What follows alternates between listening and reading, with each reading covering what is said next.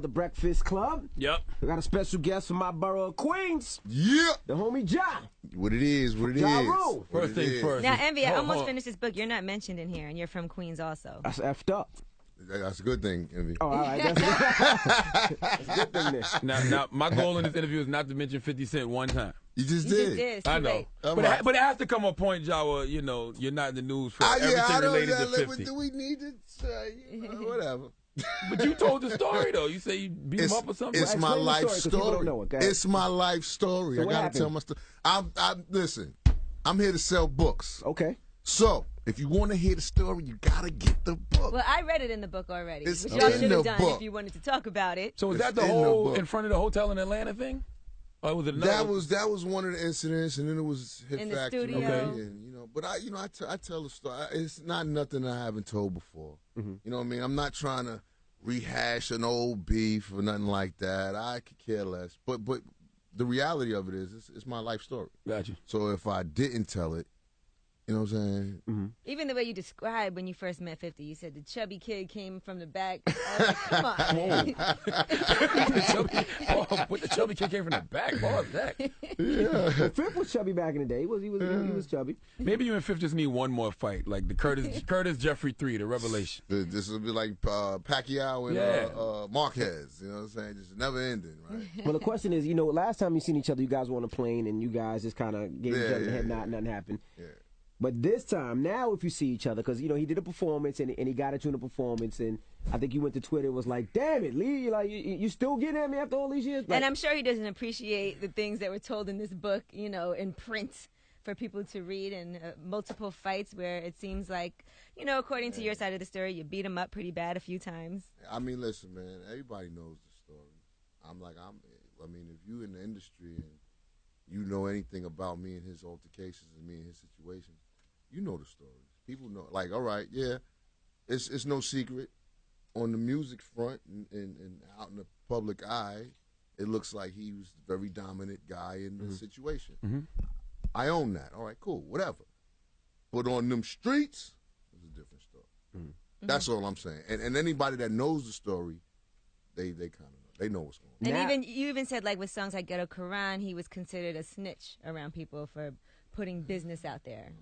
And blackballed, he was blackballed from the industry. I mean, I've heard that. I've heard that story before. You know what I mean? If the shoe fits. It's in the but you it's also in the book. Maybe this book is closure, though. Maybe the wound can finally heal. For me, the book is definitely closure. Like I'm not gonna be talking about it no more. You know what I'm saying? I did the book. Like I said, I had to put the stories in there. Gotcha. Because everybody be like, why he didn't talk about? Why he didn't talk about this? Why he didn't talk about Superhead? Why he didn't talk? You know what I mean? So the stories that have been out there in the public that people know about, I spoke about. There's a lot of stories that people don't know about that are, that I happen to know about that I didn't put in the book because it's not a tell-all book. Right. You know what I'm saying? That's what we it's my want. story. Do it like Prodigy, man. Yeah, he said, do it like Prodigy. Because Prodigy aired you out in his book. He said that Cadillac Ty set you and Irv up to get robbed. He said some crazy things in the book. So you don't have nothing like that in your book? I didn't go there in my book. My book is not about that, Charlamagne. Nope. You know what I'm saying? I'm not that type of dude. You know what I'm saying? Couldn't even throw a little shot back at Prodigy. Y'all's in the same jail. You might know something. I know a few things. I've heard a few things, but I try to be a grown man about what I'm saying. So I seen Prodigy. They don't be grown men with you. They just whatever. But I'm saying I like to handle mine's mano a mano. So when I seen Prodigy, when I came home from jail, we spoke. You know what I'm saying? We had a show out in, I think it was, what's the casino out there? Foxwoods? Foxwoods. Mm-hmm. We was doing like the hip-hop reunion legend shows. Me, him, Little Kim, Fabulous. It was a good show. Mm-hmm. So I went in his dressing room and hollered at him, and we spoke like men about it. You know what I'm saying? He was like, yo, and he basically said when he wrote that, he was on his childish too, and he wrote these things or whatever, and he's past that. And I was like, yo, I was really like not even going to talk to him about that situation, but more or less the other situation that he was talking about, which was, the stuff about Caddy and stuff. Yeah, Caddy setting you up. You wanted to know if it was true. I wanted to talk to him about it. Got you. Was it true? I don't believe it was true. Okay. You know what I'm saying? I know Caddy. I know his family. You know what I mean? So I don't believe it was true. But, you know, there's some situations that went on behind those closed doors, too, that, you know, I definitely not at liberty to speak about. You know what I'm saying? But, you know. Now, the question I asked, this is the last 50 Cent question. If you guys seen each other now, last time you guys gave each other the head nod, would it be something now? You just asked that question. No, but he never answered. I know you didn't. He never answered. I don't think it would be. You know what I'm saying? Like, we've been down that road before. You know what I'm saying? So I don't think it would be. But if it, I mean, hey, it is what it is, man. You know what I'm saying? Now Any thoughts on the G-Unit reunion? No, I'm just G, yeah, let's go. Now you mentioned I'm glad those guys worked out their differences, and it's good for hip hop, I guess. So, now you mentioned Superhead. Now you speak about Superhead in the book. Do you talk about how good the head really is? Because listen, I always say that nickname. Damn, Charlamagne, you always go right to the. He go for the neck every time. That nickname. Go for the neck. That nickname alone for years has intrigued me. Like to say Superhead. You never. Nah, I have met her once. Nah. I've That's never not what been that famous. Did you meet her? Yeah, I didn't know. I've never been that famous to get that. You ain't got to be famous. Really? She'll make you famous. And you are pretty famous right now, Charlamagne. You know what I'm saying? So yeah, you know, I talk about it in the book, but I you know, I talk about her in the way that we met her and known her. Right. Gotcha. You know, it was evil, I guess, what we, you know, did, but we used her as a pawn in this game of music.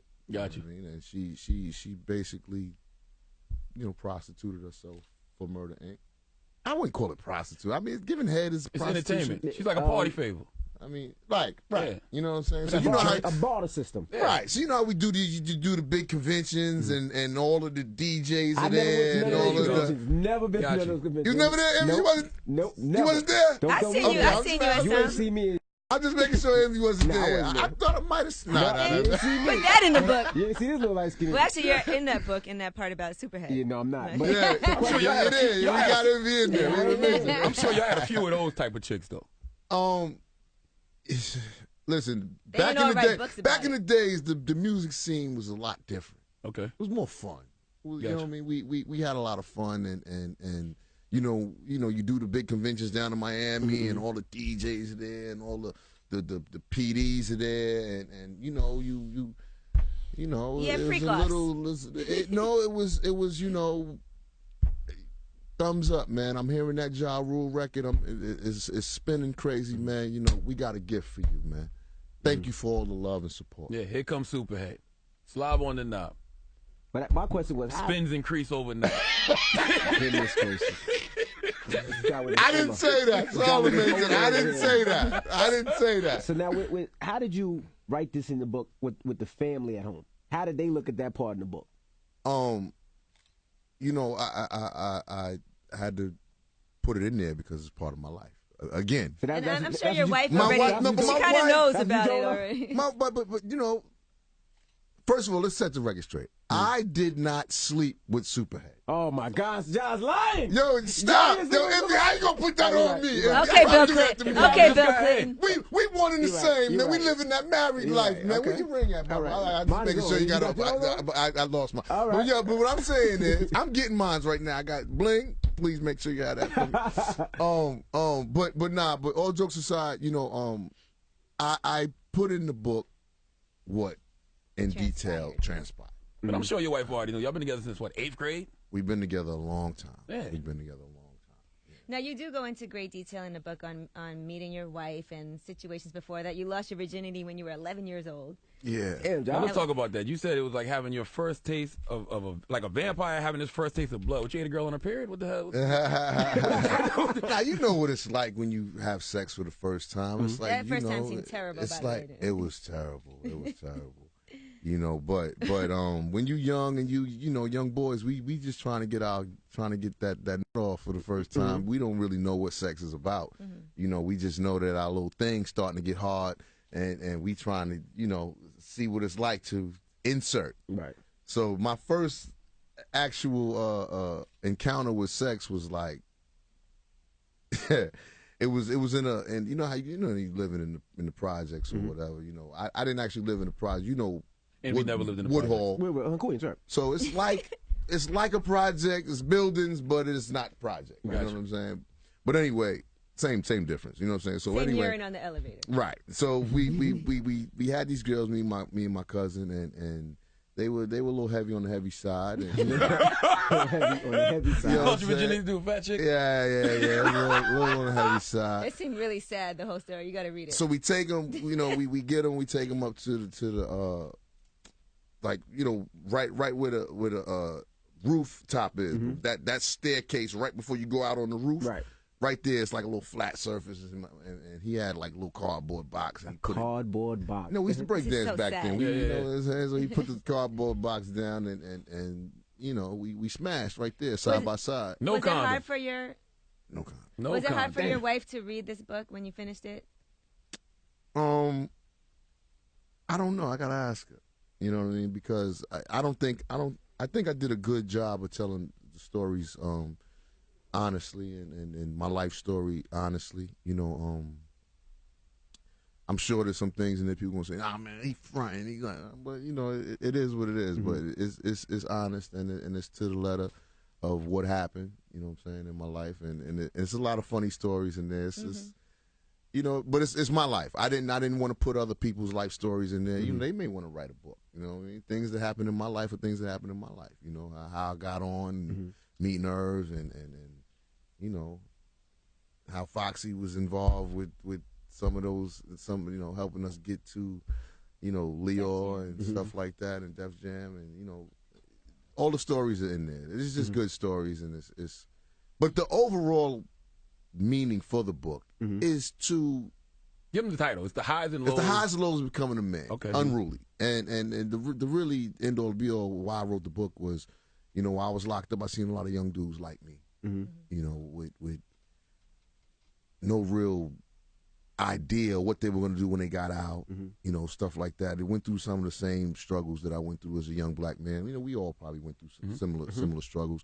You know, but I know there's a lot of young black men going through that right now. So I wanted to write the book. So if I could deter any of them to do some of the things that I did, you know, on the foul side or the wrong side, or going in the wrong direction in life, if I could deter any of them from doing any of that, and just staying on the right path and putting their life together, then, you know, that's what the book is mainly for. Now, let me ask you about things that are going on now with Leor Cohen, because you mentioned Leor and him bringing you over to Def Lansky, Jam. what up? So obviously, I'm sure you've seen Damon Dash speaking on Leor and calling him a culture vulture and all of those things. And even in the book, you did state that you felt like Leor kind of pitted you, Jay-Z, and DMX against each other. Yeah. So if you've heard what Damon Dash has to say, do you agree with certain things, and how do you feel about Leor now? You know, I love Leor and I love Dame too.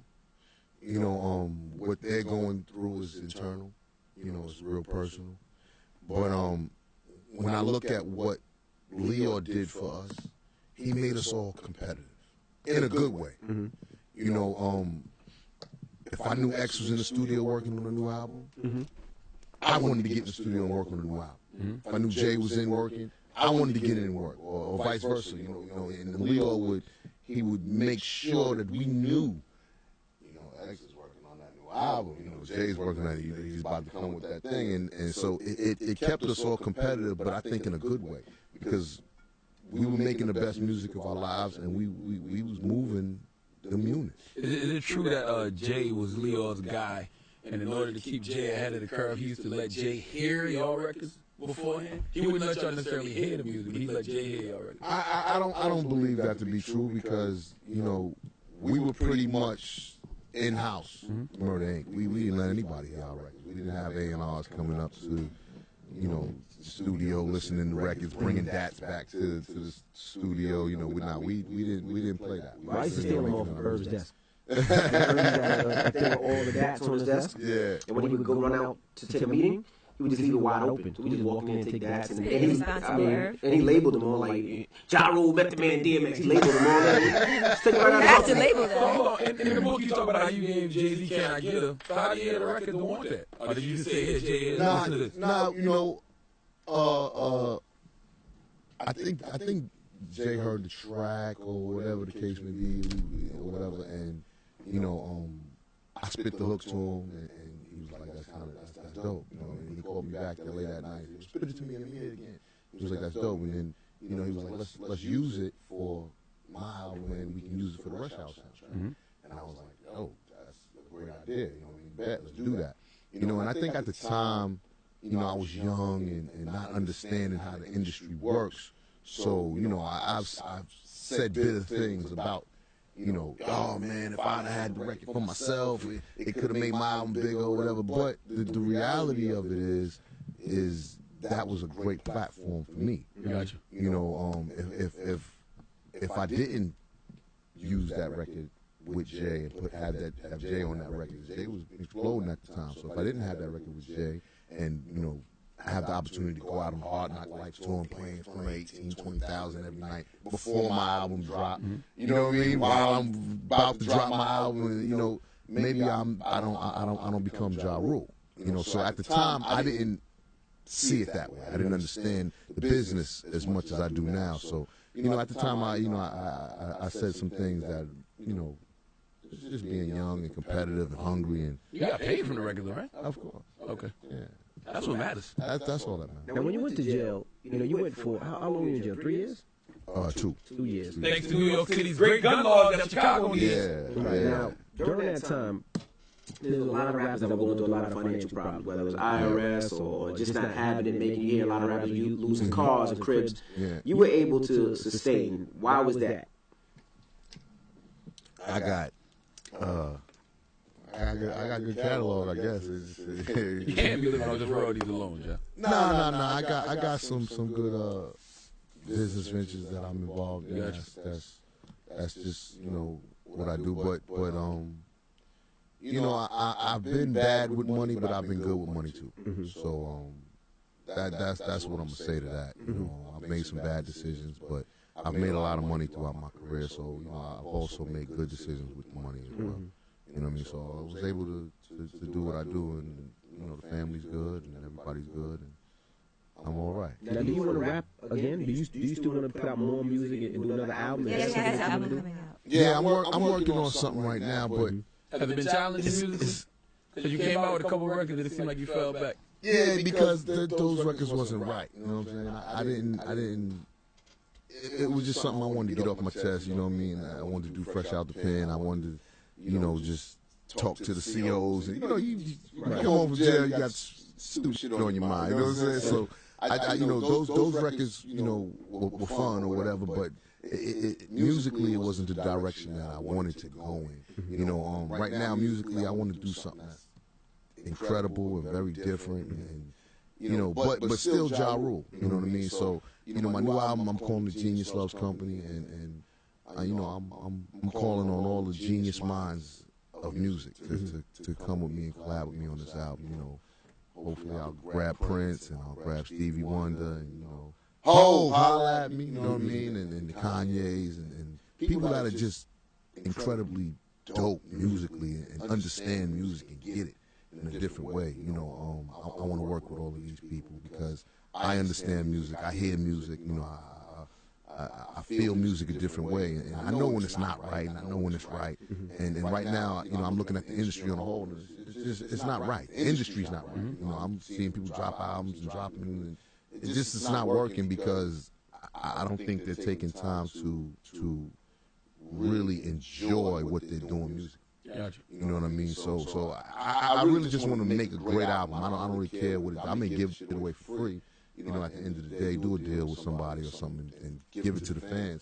But I just want to make something incredible. Why do you think hip hop doesn't appreciate the elders of the game? Like you ever look and say, "Yeah, I feel old out here," and people don't respect what I do no more. I don't know.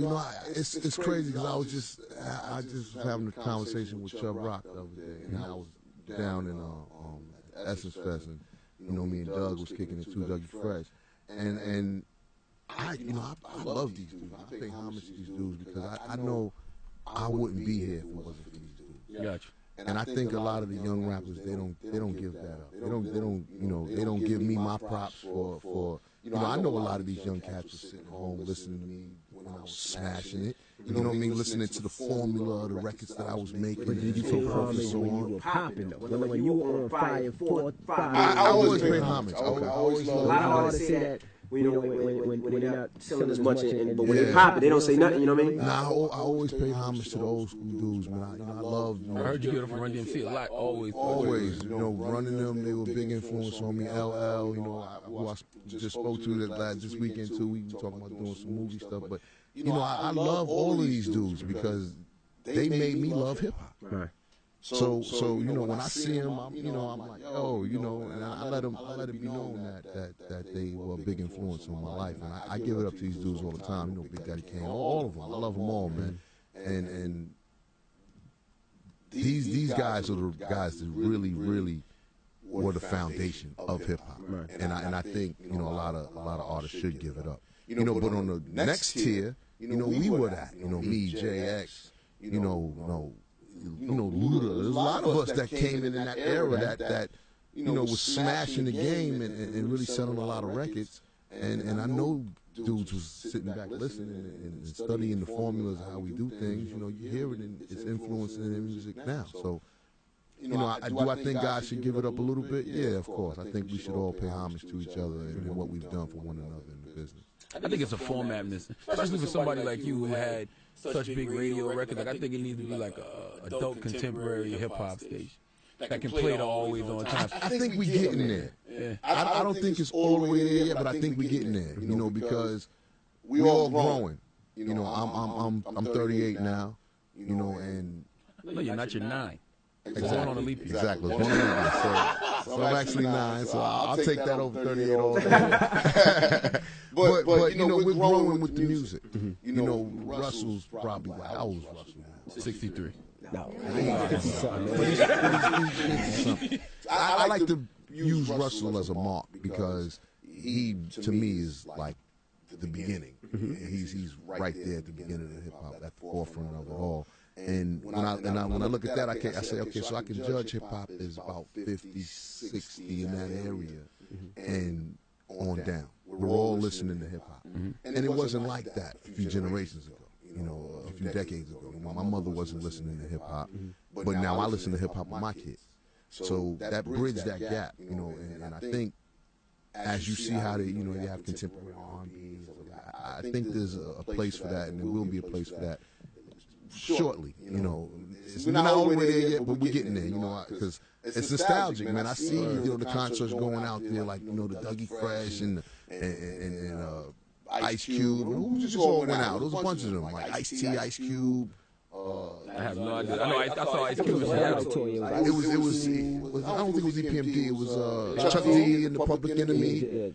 But it was a bunch of those guys that from that era, and people were enjoying those concerts and went out and seen them and rocked with them. So there's definitely a place for it. Now, did you get any backlash from anybody that you mentioned or any stories you told in the book? Anybody call you up like DMX, like, why are you telling stories about me punching people in the face and robbing them?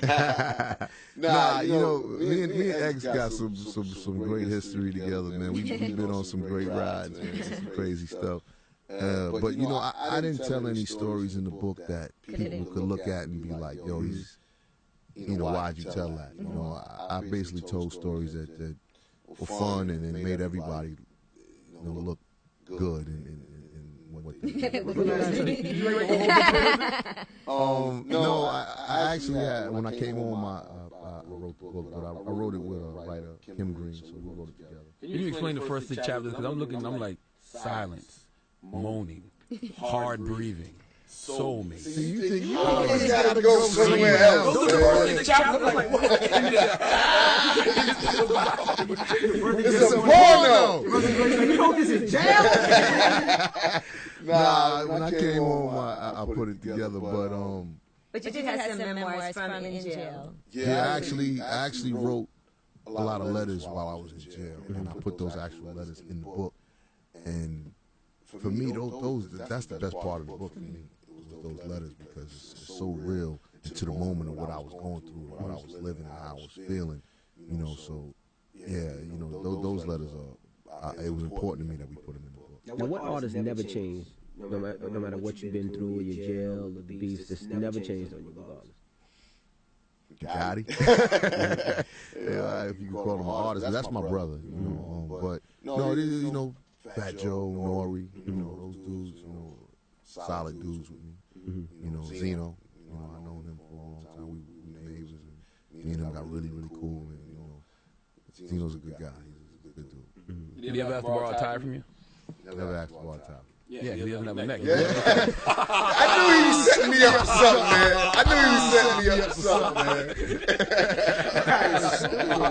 I also find it interesting that you got to carry your sister who died in your mother's womb. You know what I'm saying? A lot of people wouldn't have a connection enough. You never met her, you know, to have that. Like, and that bothered me as I got older, you know, because, you know, I was only like 5 or 6 when that happened. And, no, I just went on about my thing, playing with building blocks. Like, hey, whatever. You know what I'm saying? And it didn't register to me. You know, I couldn't know the value of life at that age. So it didn't even register to me that I had a sister and she passed or whatever. It was just went right over my head. So as I got older, you know, I always wondered what it would be like to have a sibling and have that camaraderie. You know? And as I watch my kids grow and they argue and they fight and they love each other and you know, and they outside, they defend each other, and I'm like, you know, that's such a dope bond, and you know, Gotti with all his sisters and brothers, it's such a dope bond, you know what I mean, that I never got a chance to experience. So,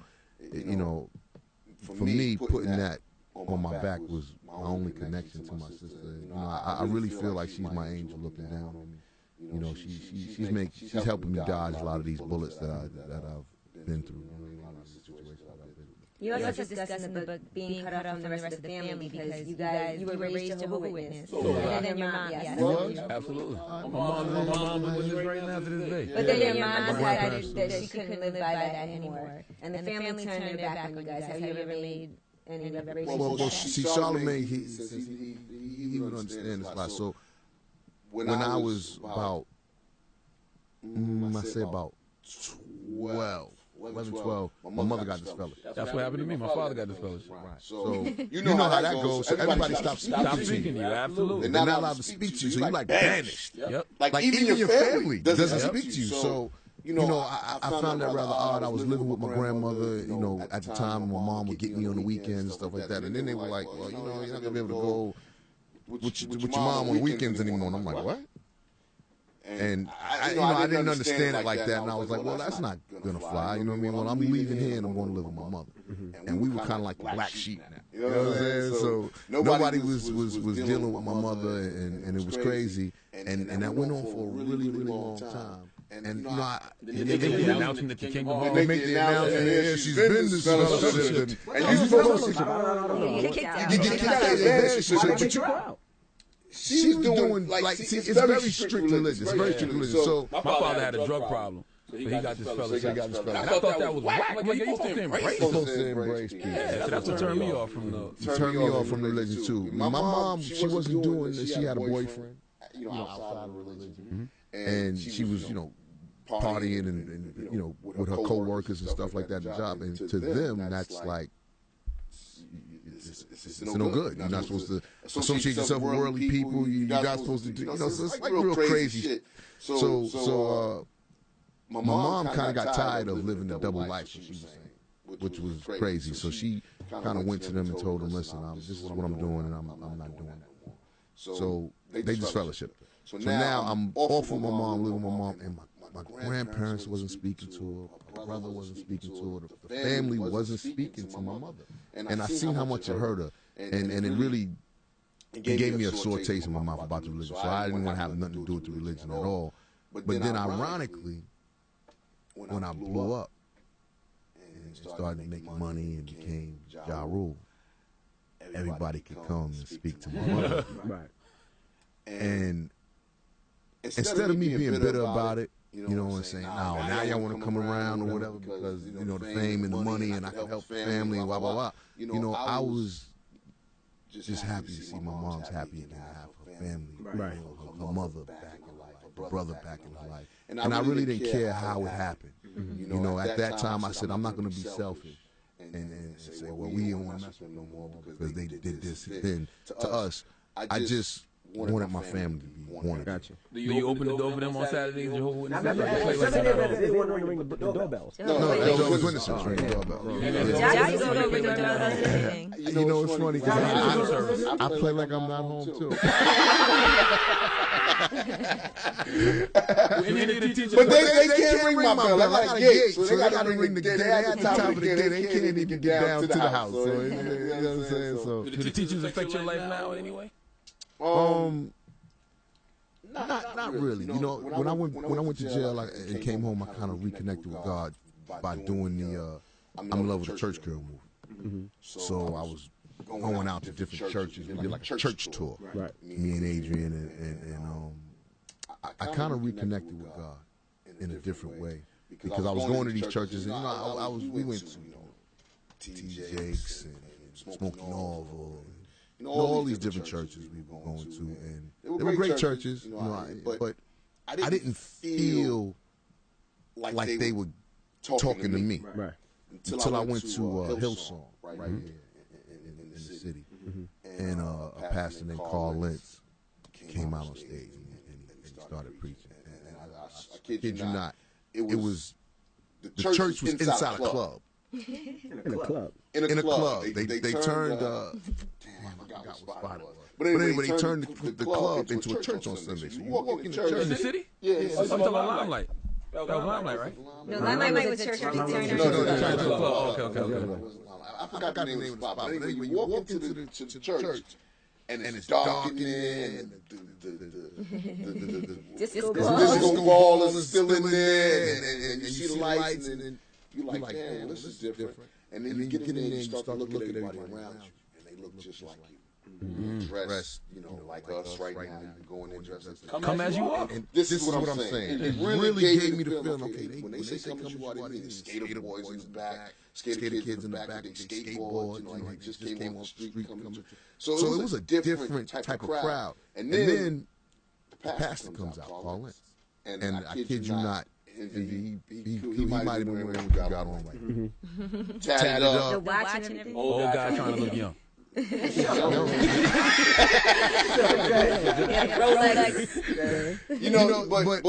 when I seen him, he had some J's on, jeans, t-shirt came out, and he started preaching. And I felt him. I felt like he was talking to me now. And I got saved at that church. Me and my wife got saved. I had to push her up on the stage, like, come on, we're going to do this together. I ain't going to do this alone. We're do it together. So we went up on the stage, we got saved, and it just gave me a good feeling. And then I started to become friends with Carl, and I told Carl, I said, Carl, Who's Carl? Carl. Yeah, okay. Past that. So the name of the church is Hillsong. So I started speaking to Carl, and I'm like, Carl, well, I don't know how to do this because you know what I do for a living, and I'm like, I'm not going to start making gospel records. You could, though. Always on Time could be the biggest gospel record ever. Why did you never turn Always on Time into a gospel record? How would it go? He knows. God may not come when you call, but he's always on time. You can kill with that. Not a bad idea. I'm telling you. Not a bad idea. I may remix that. How long have I been saying that? But and he told me, Jod, take baby steps, walk in your path. Question. Now this is something we've been talking about earlier. Right? Now you mentioned that, because you've been saved and you're taking baby steps. So now, when you look at somebody like Mace, yeah, who has his own congregation, own church, yeah, still raps about the stuff he raps about. How do you take that? I'm confused. Me too. He's confusing me too. I'm confused too. Yeah, I don't know how to take it because I'm like, is that allowed? I don't know. I don't know how it would work. I'm not sitting here saying I'm the gospel, the great God man, and I can, I'm not the authority to really speak on these situations. It ain't right with your spirit. It don't feel right. That's how you know it's the devil. It don't feel right, and I don't know if that's accepted in the church. I know when he came back last time, he went back to the church, and he did like a big sermon on it. Y'all ever see this? No, I didn't. Nah. Oh, you gotta pull it up. It's the funniest shit. He got like the preacher voice and everything. Like, hey, so you believe? Yeah, it's the funniest. So he's talking about how he came back into this industry because he wanted to like test himself, kind of like to. It was crazy, but yo, they stood up and it was clapping and they. You know, so I don't know. How you leave your flock? Once you got with G-Unit, I was like, oh, he's a clown. Yeah, I don't know. I was confused. Yeah, I'm very confused by what Mason's doing. I don't know if that's cool or not. You know what I mean? I wouldn't play with the Lord like that. That's why I had to talk call and let him know. Like, listen, I took this walk, but I'm not ready to go all the way. I'm still making rap music. I'm still gonna do my music and do it where it feels good to me. If it don't feel good, I can't do my music. So I still want to do music. I still want to act and do. And you know who I seen that gave me a feeling like, you know what, I can do this and still be all right. I seen my dude from the Wire, Marlo. Mm-hmm. Jamie Hector. Mm-hmm. He's like a church dude. I didn't know that. Mm-hmm. So I'm like, all right, so I'm like, yeah, so you could play in the movies and like curse and everything and still like go to church and be cool. Like it's cool. Because I'm not knowing what's cool and what's not cool. You understand? And I just want to make sure I'm doing the right thing. I don't want people on my Twitter like, man, I thought you was a holy bro. You know what I'm saying? I don't want people to get, to misconstrue what I'm doing here. I'm taking baby steps and I want to get closer to God.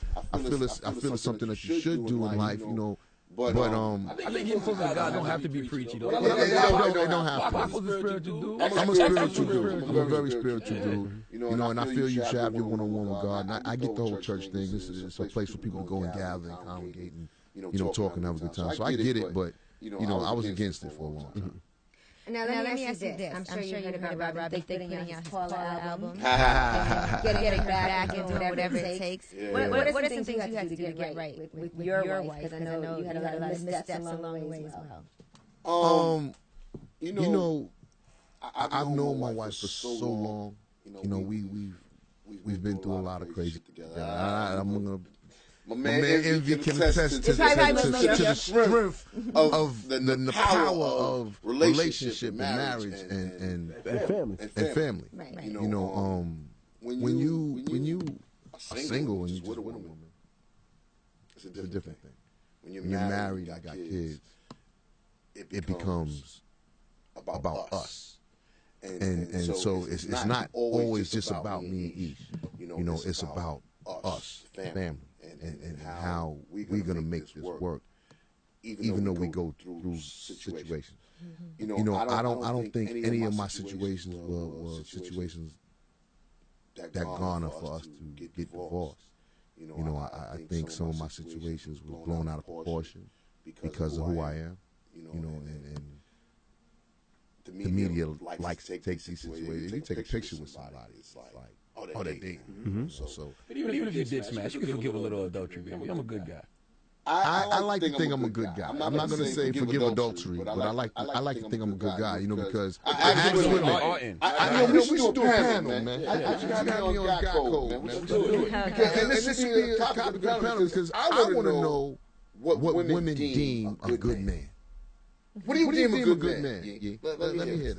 I'm too hot for Well, I think first and foremost, somebody that you can trust and that you feel secure with. And I know he's out there. He's not going to be embarrassing me. He's putting his family before everything else. I think that's a good man. Okay. And so I think once you can't trust your man anymore, and he's not representing for you even when you're not around, that's not good. I like to look at a good man as a man that takes care of his responsibilities as a man. Check. Takes care of his family. Check.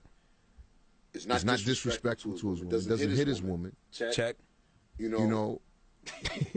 All of those things, I think, going to the good man category. Am I right? Family part of it. That's part of it. That's part of it. But when you say disrespectful, see, I've been on both sides. But it's as long as you wear a condom and don't spend the night with us, not shut up. That's all it is. But I say that to say. Now let's look to the flip side of it. Mm-hmm. A lot of women out there think that Beating them up. ain't taking care of home, ain't got no job, no money, no nothing. And they're with this dude. When you compete with a good dude, and he's fucking other bitches on the side. He's all the way bad. You know what I'm saying? Like there's no good to this nigga. At least there's room for improvement. But it's not even just a matter of doing it. You talk about disrespect. The disrespect is when I have to hear about it, and everybody else hears about it, and now I feel disrespected. So you saying, I don't want to hear about it. If there's something going on, you better be doing that shit now. Don't bring that shit here. Absolutely. So you don't hear about it, it didn't happen. I got a chapter in my book called Cheat and Not Get Caught. That is the method. I'm not with you on that. I'm not with you on that. I can't touch that one with you. But you know, I think we need to draw the line on what we deem a good man. I mean, it's different for every person. You know, people have different limits. I think so too. I think sometimes women give up a good guy because they can't put up with the thought of infidelity or the embarrassment of the people are saying this or they're saying I'm crazy, I look crazy out here, this, that, and the third, and then they realize, you know what, I had a fucking good guy. Now I'm with this scum rat over here who's doing everything bad, and I'm with this dude, and I had a good guy. But that's our community, though. Our community, we look for things to be bad. Like, people wanted your relationship to end with your wife. You know what I mean? Because for them, it's like, see? Just like me. You know what I mean? That's how our community does it. And that's on everything. That's on music. That's on everything. I mean, especially when you have put that book out, that has to be really difficult to have to. Very difficult. You know, and I'm sure there was a period of time when you had to do everything that you could do. Absolutely. And you know, me tell you the craziest for women, it's about the embarrassment. Because a woman. You know, a woman knows shit about that man, and nobody else knows. You know what I'm saying? That's my nigga. That's my nigga. I got him over here. Everybody don't gotta know what's going on in our relationship. Living the life that we live in with celebrity, it gets out there. Now people are. You leave. When they know they got the same shit going on. How can they say the bitch is lying? Why are y'all admitting to well, that? The bitch is lying. The bitch is lying. She's a dirty, filthy liar. She's a liar. Yes. Come up. Yes. She's a dirty, filthy, come catching liar. Yes. I admit it. That's what I admitted. She's a liar. Yes. She's a liar. And everyone knows she's a liar. So I'm good. But she couldn't put that book out if it was lies. She would have got sued. I was gonna sue her. I was gonna sue her. Why didn't you? Because nobody else sued her.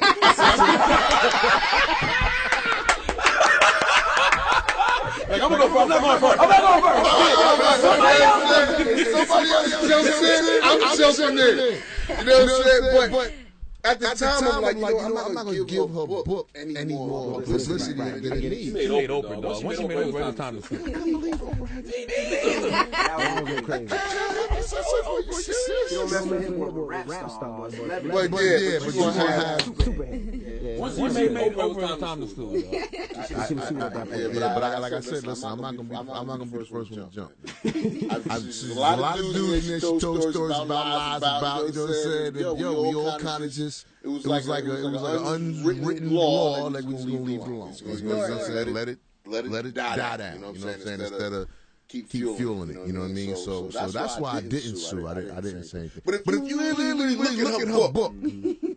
This is real shit. Okay. If you look at her book, you see pictures of her with everybody in it. Hugged up. She got Bobby on the couch looking crazy. She got pictures with everybody.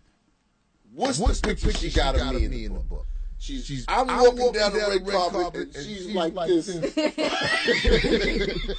that doesn't look like we had a relationship to me. Right. Where the pictures of me if we had this big relationship? You don't got one? To put me on one picture?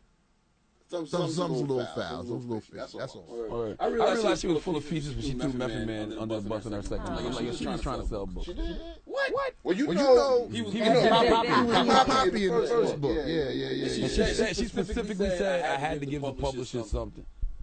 She came out recently and said that she fabricated a lot of the stuff that she said in her book. See?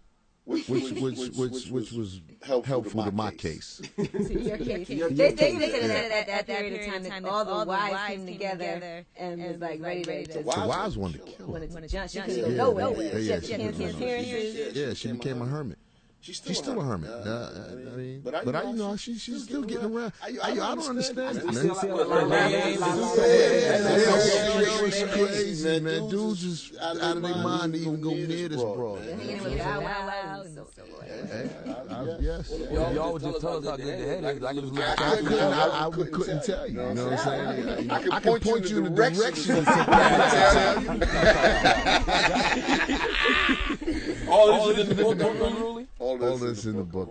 Make sure you pick up the book. It's in your local bookstore now. Definitely pick it up. We appreciate you joining us. Yo, thanks for having me. It's always a pleasure, man. I love y'all up here, man. Y'all crazy. We know listen every once in a while we get a tweet from you, but y'all crazy, man. Yeah. I definitely listen. And you know what's crazy? I drive my wife crazy because I'll turn on my iPhone instead of turning the radio on and mute because the speakers is loud. So I'll put the iPhone right by my bed and phone iHeartRadio. She was like, "You up? Listen to breakfast." I'm like, "Yeah, I'm watching First Take. I'm listening. I'm watching CNN, and listening to breakfast." That's what I'm doing in the morning. You got a movie with Latifah coming too, right? No. I thought you had a movie with Queen Latifah coming. No, we working on Shakim and Flavor Unit. They helped put the book together too with me. With HarperCollins, so big shout to them for that. But they're my partners in a lot of situations we're working with right now, and we're working on a movie situation right now. So maybe next year it's gonna be better. It ain't the Ja Rule movie. Now this is just a big movie that we put together. It's gonna be real dope. Okay. One more quick question in closing. Any words of advice for Remy Ma? Cause Remy about to touch home. Coming home. Yo, man. She's probably gonna have a crazy parole schedule. Stay clean, man. Just stay out of their way. She ready. You know what I mean? Yeah. Come home, get in the studio, do what you want to do. Whatever you want to do. If it's not getting in the studio, whatever's on her, on her plate and her plans, just come home and focus on that. And stay out of their way. Now she get in the studio immediately. Yeah, that's what's up. That's what's up. Ja Rule, it's the Breakfast Club. You know what it is. Yo, hold on, go. My new TV show is coming real soon. Follow the Rules is coming. Hopefully, fall, spring. It's a family show. It's like on MTV, right? Oh my God! That's a pretty clever name. It's a reality show. It's a reality show. It's me and my family, and it's real funny. My family's real crazy. I'm gonna say we're a cross between Run's House and Osborne.